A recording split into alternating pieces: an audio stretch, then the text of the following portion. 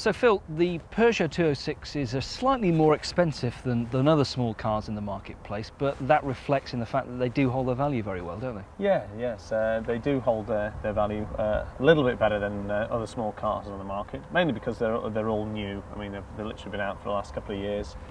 Very pretty looking vehicle, few on the ground, so obviously helps push the value up.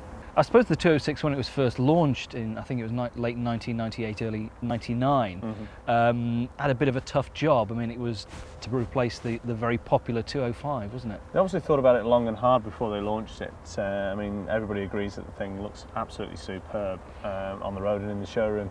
And they've obviously decided to replace the 205 with a car that will do the job for the next 10 years.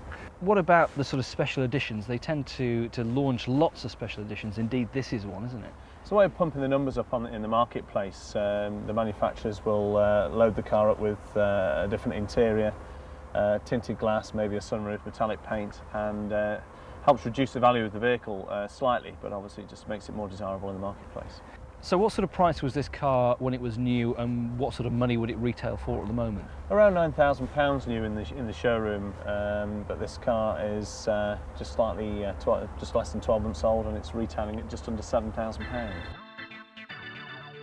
There's no doubt the Peugeot 206 is a classy car. It's also only been on sale for 3 years, so cheap cars are difficult to locate. The 1.1L is the entry-level model, and if you find one for £4,000 to £4,500, you'll be very, very lucky. At main dealers, cars usually tend to retail for £7,000 minimum. We've been scouring through the papers and magazines looking for cheaper cars in private sales. The few that we found were a 1.4 LX T-Reg, 42,000 miles for £6,500, or a 1999 206 LX, 17,000 miles on the clock for £6,700. Now, one thing that Peugeot are good at are producing cars that are fun to drive, and the 206 is no exception. Even with something like this base 1.1 litre car, it's nippy around town, the handling is sharp and very precise. All the controls are superbly laid out and easy at hand, and it's a very comfortable car to drive. Now, something like this 1.1 special edition style, to be honest, is pretty basic.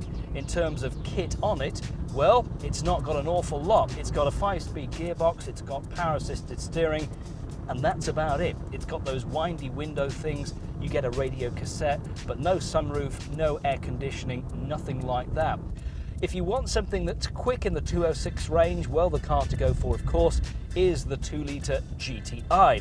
137 brake horsepower, a car built to replace the legendary 205 GTI, and they did it successfully. Maybe not quite as good to drive as the 205 was, but more refined and better built.